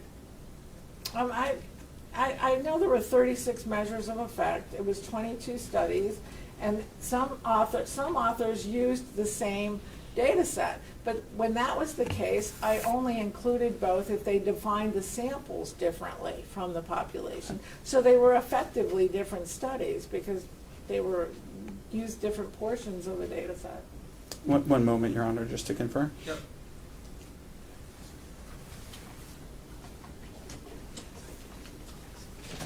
Your Honor, based on cross-examination, we would at this time move to exclude all of the witnesses' testimony as being she's unqualified as an expert to provide any opinion in this matter. You want to respond, Mr. Yeah, that's silly. I mean, just because they find 2 or 3 studies that disagree with her and she's done hundreds and review of hundreds of studies and published herself 60 times, that excludes her because they don't like it? That's ridiculous. They should be denied. Your Honor, I don't think that that's what the cross-examination showed. The cross-examination showed that her studies and her testimony has been found to be unreliable by other courts, has been found to be out of step with major professional organizations, and that it has been criticized in terms of the outcomes and the findings of her research. And so we believe that her opinion is not reliable or trustworthy for this court. That'll be up for the court to decide in weighing the evidence presented at the evidentiary hearing. The court will assign the appropriate weight to the witness's testimony based on the testimony. Thank you, Your Honor. No further questions. Thanks, redirect. Thank you. Yes, thank you, Your Honor. Dr. Coleman, again, I think we kind of covered some of this in our direct examination, but esteemed counsel here didn't want you to get into some of your underlying explanations for why some of these, a few of these people were criticizing your work. Is this surprising to you that people who are pro-choice would criticize your findings? No, it's not surprising. It just comes with the territory. If you're publishing research and analyzing research objectively, and it doesn't align with a political mission, then there's going to be attacks. It's just part of the process. I mean, I don't take it personally anymore. Okay. I take it as a compliment sometimes. And you indicated that, again, you've been published over 60 times, and 45 of those were dealing with this issue that you're testifying on today as mental health outcomes for women who've had abortions, right? Well, the 60 articles, I studied at parenting, other topics, parenting, self-efficacy, but about 45 relate to abortion decision-making, abortion as it relates to relationships, including parenting and so relationships with children, intimate partners, but the bulk of it has looked at reproductive history and how that relates to various psychological outcomes. And it's just an increased risk. I never speak to causality. That's one of the things I'm amazed by, that out in the world, that they even in court cases, they'll say that I've assumed causality. I would never assume causality with a variable that can't be manipulated. It's inappropriate. All we can speak to is increased risk. We can't say abortion causes depression, abortion causes suicide, but we can look at a body of literature and see that overwhelmingly the research shows that women who have an abortion compared to those who don't are going to be more at risk for mental health problems. Thank you. And opposing counsel spent quite a bit of time on a few cases. We'll get to those. But he came up with one study that he claims, this 2009 study, had, again, the fatal flaws. I just want to make sure we're clear on this. That study that he's attacking you for was not retracted by the British Journal. Is that right? Well, there's 2 studies, so I think there's a little bit of confusion here. There's a 2009 article published in Psychiatric Research.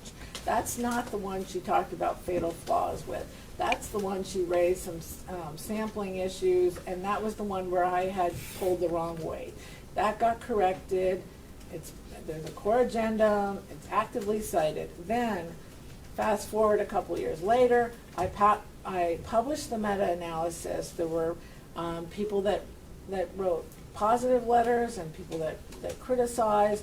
The editor asked me to write a rebuttal. I addressed all the issues, and then a year later, Steinberg publishes this paper in a journal, Contraception, that mostly publishes research on abortion, supportive of reproductive rights. So she gets it published in there, wins an award for it. She details all these fatal flaws from my meta-analysis that had already been debunked a year prior, and end of story. Okay.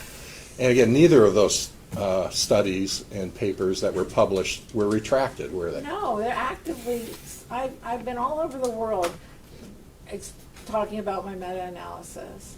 All right. Let's talk briefly counsel went through a few cases, and, well, I'm going to move on. I think you pretty much answered the questions there on those cases.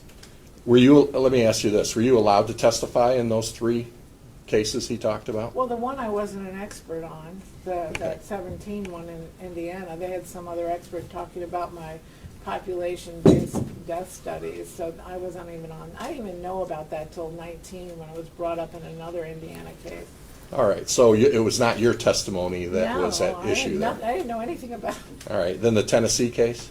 I did testify, yes, in trial, and a Daubert challenge was unsuccessful in Tennessee. And you were qualified as an expert? Yes, And then there was a second Indiana case? yes. What was that one? There was the first. I've been on 2 Indiana cases, but not the 17 one. I've been Okay. on the Bernard case and on the whole women's health case. So the one that with the Judge Baker, with the Bernard case, because of Roe, it just went away. So that one's over. But the whole women's health case, I testified on a wide range of issues, cited hundreds of articles, and then the other side had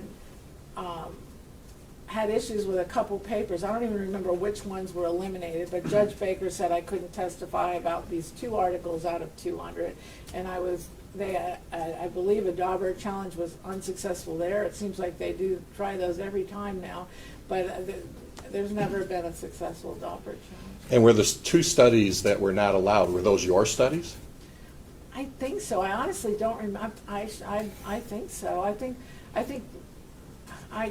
so. I mean, I should know that, but it seemed like nothing because it was a 0.5% of what I was testifying about. It didn't impact my testimony. All right. And you said there were 198 studies that were... Hundreds of studies. For this recent case in Florida, I had 350 citations. So Okay. the exact number I would have to look to get accurate. Okay. And then these other studies, did they include studies that you had done? The other studies that were in that case? Yeah. Okay.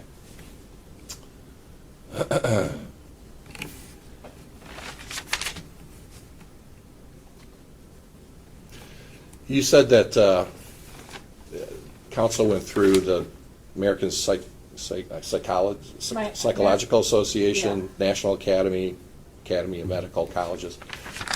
Can you tell the court, I mean, obviously you disagree with what they've said.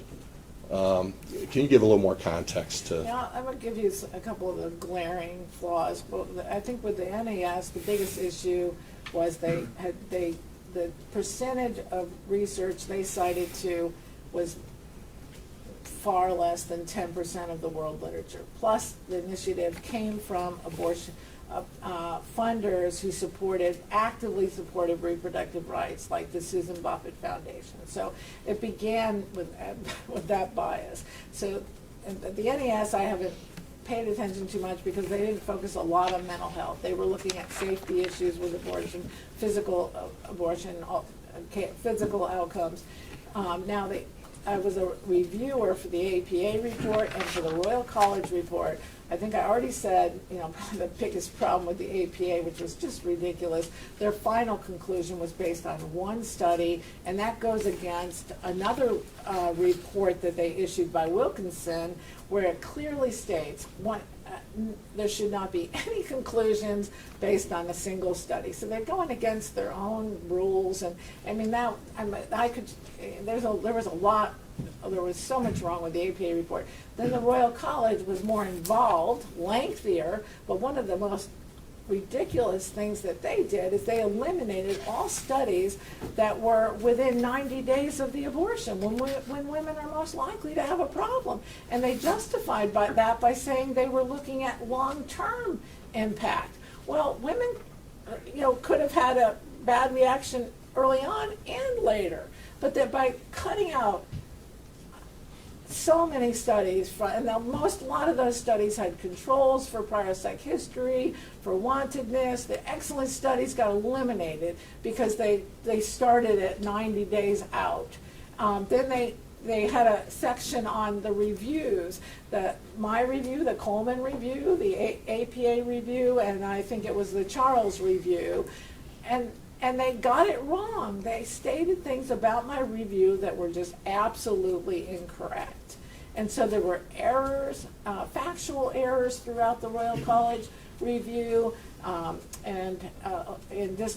they eliminated studies because they had, quote, no usable data. What does that mean? They were published in peer-reviewed journals, but they had no usable data. I mean, it was just ridiculous. And then I think it was embarrassing for them because I spoke in British Parliament the same month that my meta-analysis was published right when their Royal College review, same body. And here I am in Parliament talking about the increased risk published in their own journal, and their review, their narrative review, which is less systematic, showed an opposite result. So it was a packed room when I spoke there. Thank you. I don't have any other questions. Thank you, Your Honor. Any recross? Just one moment, Your Honor. Yeah, certainly. Okay. Nothing, Your Honor. All right, Thank you. witnesses excused. Thank you. Thank you. You may step down. Thank you for your testimony. Thank you. Mr. Kellett, any additional witnesses for today? Yes, we have one more, Your Honor. All right, thank you. It's 11:20-ish, so we'll probably get through just the direct at this time. We'll do cross-examination after lunch. Okay. Thank you. You can grab your witness.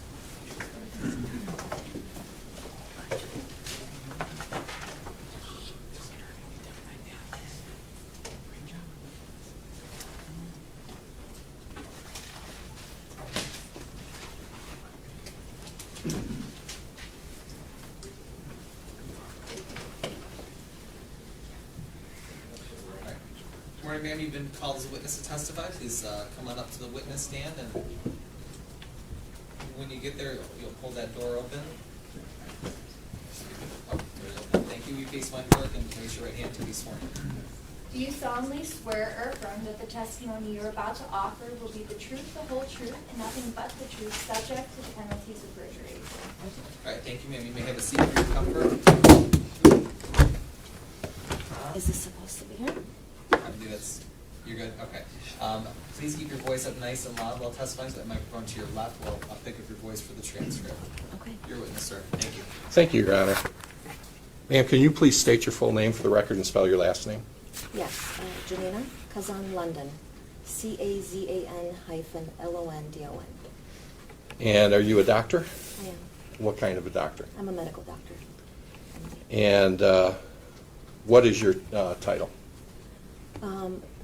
I have a specialty in obstetrics and gynecology and maternal fetal medicine subspecialty. I'm a physician. All right. And what is your educational background? Well, after college, the University of Michigan, I went to medical school. Yeah, you can keep your voice up, speak please. up. Okay. Thank you.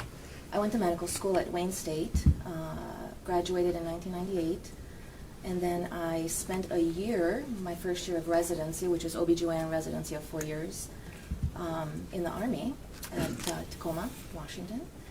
And then I came back and I finished my OBGYN residency at Sparrow Hospital to complete the 4 years. And after that, I did a 3-year fellowship in maternal fetal medicine at the University of Michigan. And that completes. All right. And do you hold licenses to practice your profession? I do. And who are those licenses with, and what are they? I have an MD license and a pharmacy prescription license in the state of Michigan, Ohio, and Idaho. And have you ever been disciplined or lost your license or No. had any action taken against you on No. your license? No, I have not. And tell me your professional training that you've had post your degrees, and what kind of additional training have you had? I am part of the American Board of OBGYN Maintenance of Certification program, and every year we go through the certification program, and I'm up to date with that. And we are all required to do continuing medical education in general, which, as a maternal fetal medicine doc, you want to do that anyway to keep up on what's going on. Okay.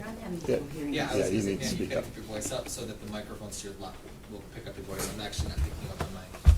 Thank you. Should I hook something up to me? That we don't have that. Okay, So- I'm sorry. So you just gotta speak louder. All right, is this better? Yeah, try Okay. to keep your Yes, voice please up. All right. keep your voice up. Thanks. All right, ma'am, you mentioned you were in the military. When were you in the military? My first year of residency, so that was 98 to 99. And then I was in the reserves during my residency in Michigan, my fellowship in Michigan. Then I went active duty from 2005 to 2009. And then I came home. And where did you serve? I was in San Antonio for 2 years, and then in Fayetteville, North Carolina for 2 years, Okay. active duty. And did you receive any awards when you were in the military? I did too, but I don't look at them. They're on my duty 214. I did receive something, but honestly, I'm just a clinician. I love what I do, and I'm in the medical. Well, did you receive the Army Commendation Medal? I believe I Objection, did. leading.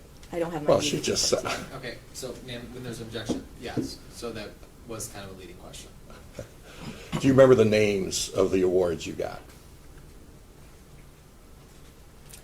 I believe one of them was the Army Commendation Medal, and there was a second one, but I don't have it. All right. And it's not part of my daily clinical life, so. Okay. And were you honorably discharged? Yes, I was. Okay.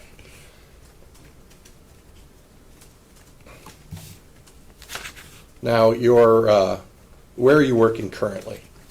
I'm currently working affiliated with McLaren Hospital Systems at McLaren Medical Group, and I do outpatient maternal fetal medicine consultations in 2 offices.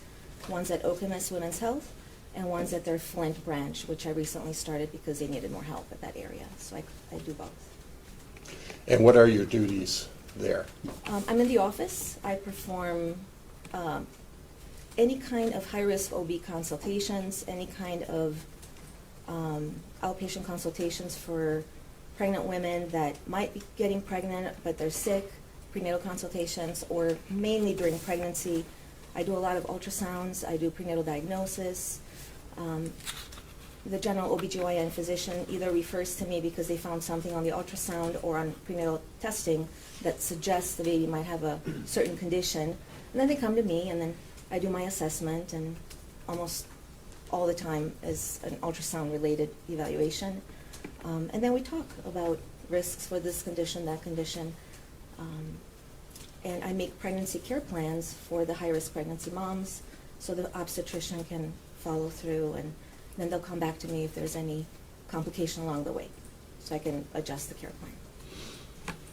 All right, I think you mentioned that you have a subspecialty. What is that again? The subspecialty is maternal fetal medicine. It's also called perinatology.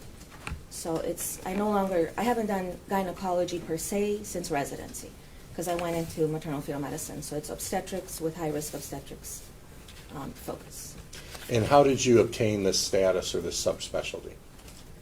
Well, after residency, you apply to be accepted into a fellowship, which I did, and I was accepted at the University of Michigan, and that's it. You just go through it. And you get the training that you need. You get the training, you graduate, and you get your diploma. And how long have you been practicing medicine now as an MD in this specialty? So obstetrics, I started as a resident, so that was 2002? 2002, no it's not, 1998. I went to residency, so I was starting my training for general OBGYN. And then I started my fellowship in 2002. So I graduated fellowship in 2005, and since then I've been an attending, so independently practicing in this subspecialty since 2005. And when you say attending, what does that mean? That would be a independently practicing physician that can train others, and I don't need to be checked off by anybody that I did something by the standard of care. So you're not supervised by I'm not any other supervised. doctor? Please, counsel, if we could limit it to non-leading questions, I won't have to object it. regular intervals. All right, thank you, That sir. would be fine. Also was a leading question, thank you. Thank you. Now, doctor, how many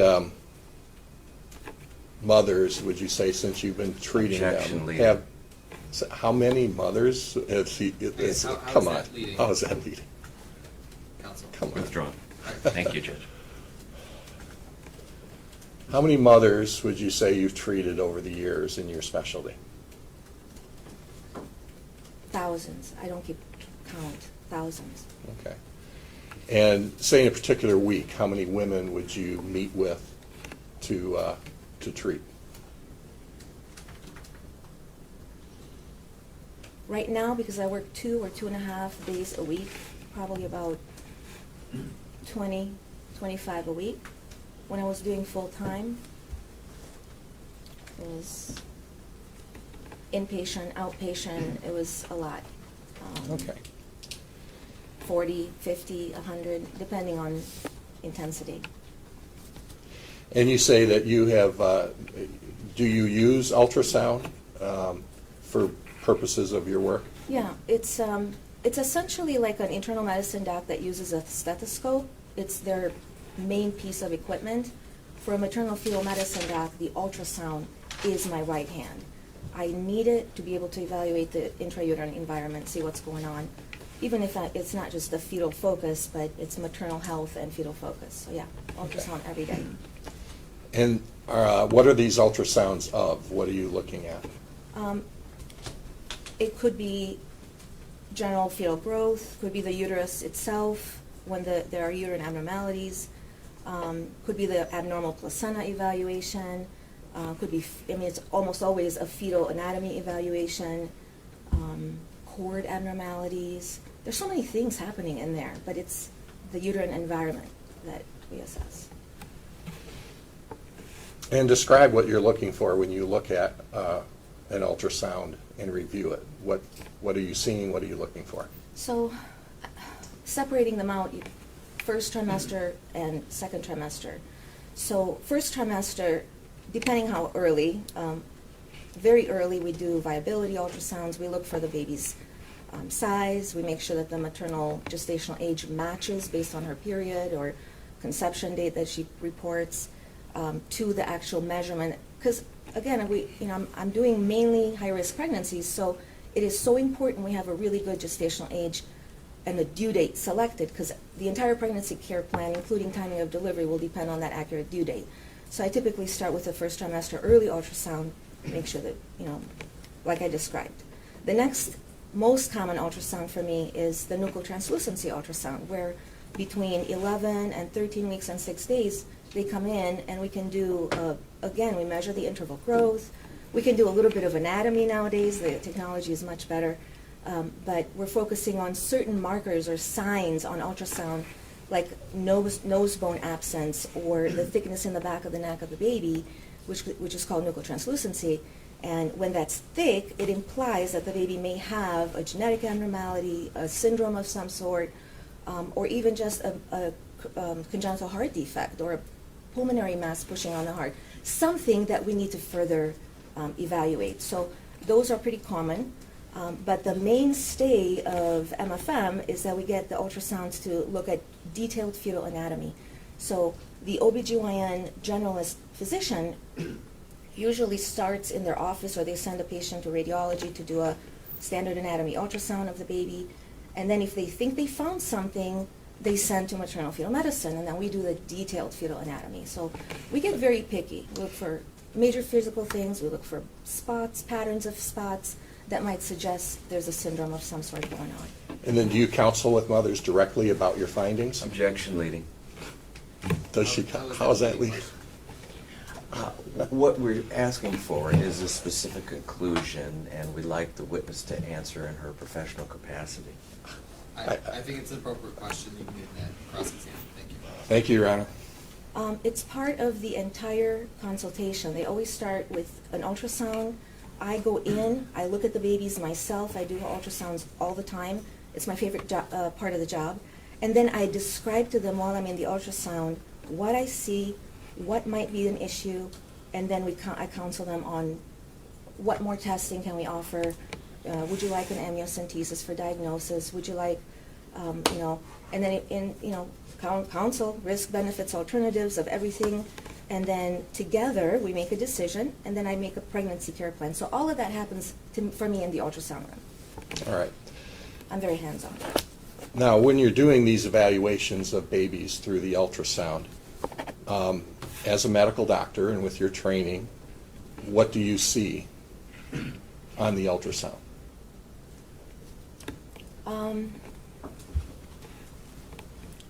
Well, I always start with the lower uterine segment, see how the baby's presenting, see where the placenta is located, how's the amniotic fluid level looking, because you can have placental issues as well, which change the delivery route. And then measure the baby. We always measure the baby and look for trends on patterns of fetal growth. And then we delve into the anatomy. I mean, I can see everything, even in little babies, right, on that nuchal translucency ultrasound, because it's done from 11 weeks to 13 weeks, 6 days. So even at that gestational age, I can see the entire baby. I can see the head, the nose, the arms, the legs, the hands. We can see the stomach bubble. That means a lot, because if there's a stomach bubble. Excuse me, Your Honor, we seem to be getting awfully far afield into just a general recitation of what I think the witness just wants to expound on, as opposed to a direct answer to a direct question. Do you want to respond to the objection? The question that the witness was answering from the court's perspective was what does she see on the ultrasound? Right, and that's what she's describing. Mr. Howell has the opportunity to cross-examine, Your Honor. I mean, I think the doctor can testify to what she sees in the baby and things like that. So that's all that she's doing. What she sees on the ultrasound. So I take that question as what this witness looks at and can relate to this courtroom, what she sees on the screen of the ultrasound. Right, which is a baby, and she was describing it. Excuse me, I don't know if this is. I don't need the editorialization. I'm wanting the witness to describe what she sees from her perspective on the screen. All right. As the question was asked. Let me ask it this way, doctor. When you're looking at an ultrasound, do you just see a blob of cells? Objection leading. No, it's not. That's asking a question of what she is seeing. It's asking for. I'm going to have the witness not answer that question. If you want to have the witness ask what she sees on the screen as a medical professional, she can answer that without the additional assistance of counsel leading her. Thank you. All right. What do you see when you look at the ultrasound? Okay. I see the baby's head. Let's go to I'm going to stay at a nuchal translucency stage, 13 weeks or so. I see the entire baby. We do the crown to rump length measurement from the top of the head to the butt. I can see the arms, I can see the hands, I can see the feet. I can see clubbed feet at that point if the feet are truly abnormal in shape. I can see the profile, which is very important. We have to have a perfect profile view so we can do the standardized measurement of nuchal translucency. I can see the eye sockets. I can see the intracranial structures, the ventricles, the choroid plexus. Is it normal or not? Sometimes I'll see even slight mouth opening. That means something to me on ultrasound, but if you wish to know, you can ask me. Obviously, I see the movements of all the limbs. I see the heart beating. You can actually see, even at around 13 weeks, because technology is so good. Sometimes I'll even see the good, clear 4-chamber heart view. It's pointing in the right direction. It's got a normal cardiac axis. It's got a normal heart rate. Excuse me, this is going beyond what she actually sees. She's talking now about functioning. That is not what she sees, and I would ask again that the witness be limited to answering a very specific question, not expounding on what she just decides to expound on. Respectfully, I don't need a response. I'm going to overrule that to the extent this witness can see what she is describing to the courtroom right now. She can testify about that, and you'll have an opportunity to cross-examine. Thank you. What else do you see? When I can see the profile view, again, which is the primary, what we try to do, above the stomach. A lot of times I can see the diaphragm, stomach's below it, where it should be. Sometimes I can see the kidneys. I can see the bladder, which means it's filling, and that's good. Sometimes I can see the gender parts in view, and I can make my first guesstimate of gender if the family so wishes. And a lot of movement, pushing off the uterine wall. Right. And Do you run any other tests on babies and mothers coming in besides the ultrasound? Yes, I do. Most of my consults are for advancing maternal age because the risk for genetic abnormalities of a baby are higher. So I do. I discuss with them what are the screening tests that are available during pregnancy. And one of the most common tests is called the cell-free DNA, or the NIPT, non-invasive prenatal test. And I offer that. If they haven't already done it, I offer that because that's the best way to get what is the best positive predictive or negative predictive value that the baby might have Down syndrome, Edwards syndrome, Turner syndrome, a couple different syndromes. And of course, if they want to know gender, then we add the gender Y chromosome testing. All right, so you mentioned DNA. Are you talking about the DNA of the mother or the DNA of the baby? Objection, leading. Well, it's part of the, I'm just asking her which DNA to clarify. She said DNA as part of her answer. The mother or the father, I think, was the concern of counsel, unless I'm putting words in. It is. Okay. Well, that's not my question. There's that was which literally the DNA. question. No, I said, is it the mother's or the baby's DNA? That's what I'm asking, Unless because I- she's running a test. Counsel, I'm pretty sure I heard you say mother or the father. Well, then I misspoke. Okay, I'll so you repeat wanna it. re-ask I'll the repeat it. question? Thank you. So, doctor, when you're talking about this DNA, you're running these tests, whose DNA are you referring to? Of the general intrauterine environment. So I have to explain that because the cell-free DNA screening is not a direct, and I counsel on this every day. This is like my bread and butter. I describe, in the uterus, there's a placenta, and the placenta is connected to the baby. The placental DNA and the fetal DNA are usually the same, but we're not allowed to have fetal cells in our maternal blood when we're pregnant. It's just it's a secluded intrauterine environment. So the placenta itself releases bits and pieces of its own DNA in maternal blood.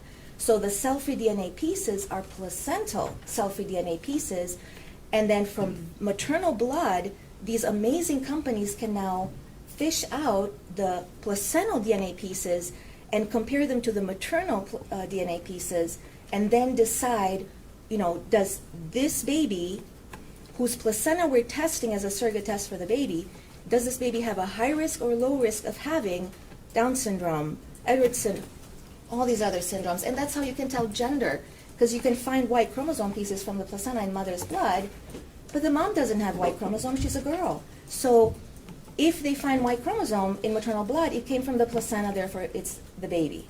Surrogate test. Now, doctor, let me ask you, have you ever had to perform an abortion yourself? Yes, I have. And what were the circumstances? I was in fellowship, and I will never forget this case.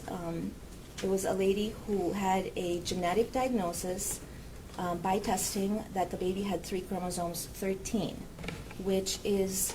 Well, let me ask, what was the purpose of the abortion? Why was it necessary? She wanted to terminate because the baby had abnormal chromosomes. Okay. Have you ever had to do an abortion to save the life of a mother?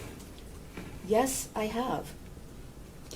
And are you familiar with MCL, Michigan Compiled Law 750.14, which Yes. is the abortion statute? Are you Yes. familiar with that? Have you read it? I did. Okay. Is there anything about that statute to you as a doctor who practices in this area? Anything in that statute that's unclear to you? Objection, leading. What's the nature of the objection? Leading. Thank you, Your Honor. No, it was quite clear when I read it. Okay. When the statute says that the exception is for the life of the mother, what does that mean to you as a doctor? There are some pregnancy conditions which occur rarely, where once and especially, again, you have to look from my perspective. I'm a high-risk OB doc. So if a generalist ever has a pregnant lady that has some sort of massive complication, say at 20 weeks, 21 weeks, 22 weeks, that we need to assess, can the pregnancy continue or not, they come to somebody like me, a high-risk OB doc. So I do my evaluation, and then I'm like, oh my gosh, if you have multi-organ dysfunction and it's a major complication. Okay, but do you understand when it says the exception is to save the life of the mother? Absolutely. Does that cause you any problem in your practice? No. To know what that means? Is that? No, because that's what I counsel on as well. These are the cases that come to me, and they're the hardest counselings I've ever done, because most of those are desired, and I still have to tell you, based on your health, you have a high likelihood of dying, and we have no choice. Okay. And we have to. Are you familiar with ectopic pregnancies? Oh yes. There's been a lot of discussion of that.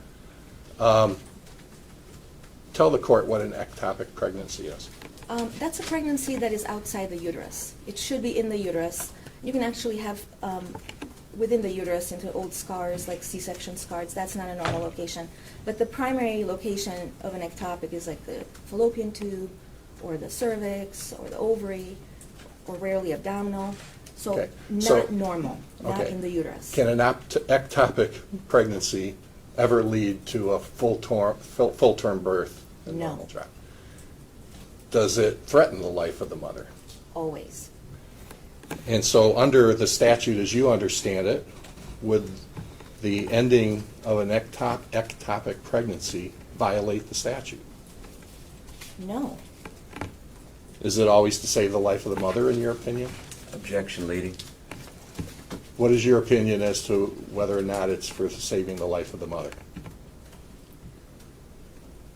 OBGYN doctors, and I know about ectopic pregnancies, even though I don't do gynecology and it's part of that section now, but I did manage them as a resident. So I always had an attending with me managing ectopic pregnancies. So I know about them. And I've participated in surgeries to treat them, or I've done methotrexate therapy for ectopic pregnancy. So as an OBGYN physician, none of us ever talk about management of a pregnant lady that has an ectopic pregnancy as an abortion. It is not. We treat ectopic pregnancies as a medical therapy indicated to save the mother's life. So you can ask any OBGYN, in my opinion, that's not an abortion. That's a treatment for a life-endangering condition for the mother. Okay, thank you. In your practice and in your observations as a medical doctor, do you see a greater risk for a mother carrying a pregnancy to term versus a mother who has an abortion? Do you see any difference there? That's a leading question. No, it's not. I'm asking for Well, her observations. No, it's not. Respectfully, counsel, no, it's not is not what the argument. Do you want to respond to the objection, or do you want to rephrase the Sure, question? it's, I don't see how it's leading to ask a doctor what they've observed in differences between patients that they're treating. It's not only leading, it's vague, and so we would ask there be more specificity as it relates to the questioning of the witness on this important matter. Thank you. And candidly, I kind of found it as a compound question, so if you want to All rephrase right. the question, thank you. Doctor, are you familiar with the risk to mothers who get pregnant? Oh, yes. I mean, you treat that all the time, right? Yes. And Okay. Objection, lady. All right, that wasn't necessarily a question, so Thank you, Your Honor. Do you think there's, what are the risks for a mother who's carrying a baby to term, to full term and birth? Well, there are multiple. I always start, and this is, again, this is my bread and butter. This is what I counsel on. So I always start to remind patients, first of all, that they're pregnant, they're not sick. So when they start the pregnancy, they're not sick. They're just pregnant. Pregnancy is and I tell my patients, it's a normal phase of womanhood. So as you start to come to the doctor, we try to identify, first of all, do you have some condition going on that you didn't know you had that can add more risk that we should manage, like diabetes, gestational diabetes, or high blood pressure she didn't know she had because it's the first time she goes to the doctor. And then I look through that pregnancy with my eyes of, 20-some years of doing maternal fetal medicine, and I tell her, these are the risks to your pregnancy. You might develop this, you might develop that. But every well-child visit, well-mother visit that you come to monthly is not to say that you're sick, it's to say, are you still okay? Do we need to adjust your care plan? So there are plenty of complications. Do you want me to list some? No, let me ask you the next question. Regarding women who choose to have an abortion, what risks do they face? And we talk about that too, because there are risks associated with abortions. And it all depends actually on the gestational age. And I have to face those with the patients because if I diagnose that the baby has a certain lethal condition, they may go the route of abortion. And they should have informed consent. So I love to prepare my patients for when I refer them to a center that can complete abortions. And I do. There are many complications. Do you want me to list some? Yes. Okay. So depending, if you have a medical induced abortion, they may not be successful. And they might have a lot of bleeding. They might need a suction DNC to complete the placental removal. They might need a blood transfusion, uterine penetration if they were to have a suction DNC type of procedure. Infection, the infection can go on and on because once you have an intrauterine infection, it can affect every future pregnancy with scar tissue. I see, infertility patients, and I do consults on them. Once if they have, and sometimes we identify scar tissue inside their uterus, either from their prior miscarriage, prior abortion, prior term delivery. Either way, a placenta was removed, that area can get infected, and you can have scar tissue.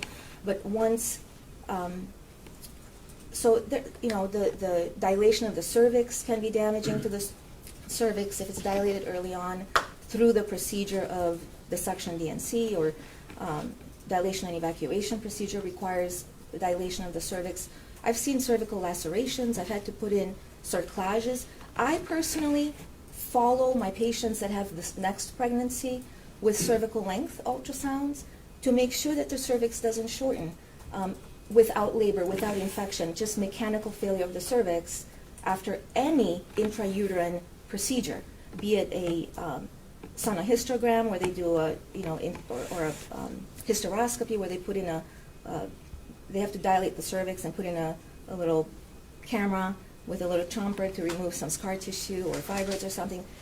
Even that amount of dilation, forced dilation of the cervix, can lead to an incompetent cervix.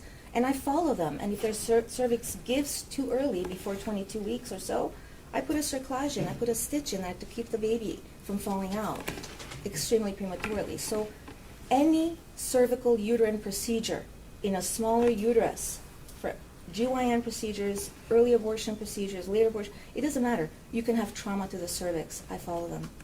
That concludes your 30 minutes with Rex. All right. Thank you, Your Honor. We will recess until 1:30 this afternoon when we will start with cross-exam. Thank you, folks. Thank you, Judge. Thank you.